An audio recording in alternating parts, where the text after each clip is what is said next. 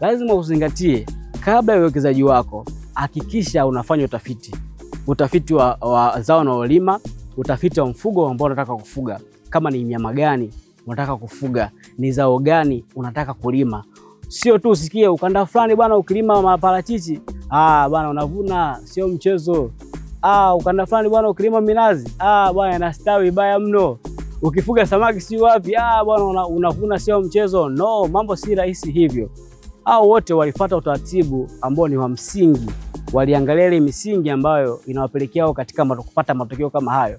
Kwa hiyo tusifanye kilimo cha kusimuliana. Ndio maana sisi tunafika mpaka shambani kukupa huduma ambayo itakusaidia wewe, badala wewe kufanya kilimo cha kusikia tu, tunakupa misingi ambayo itakusaidia kupata matokeo bora. Ukija kuangalia ni kwamba vitu hivyo ambavyo tunavielezea siku zote kwenye vipindi vyetu, lengo ni kusaidia mkulima na mfugaji aweze kupata elimu ya kutosheleza, kwa sababu tuna taarifa ambazo tunazitoa ambazo ni za kitaalamu, ambazo akizipata anazielewa na zinamsaidia katika mambo madogo madogo.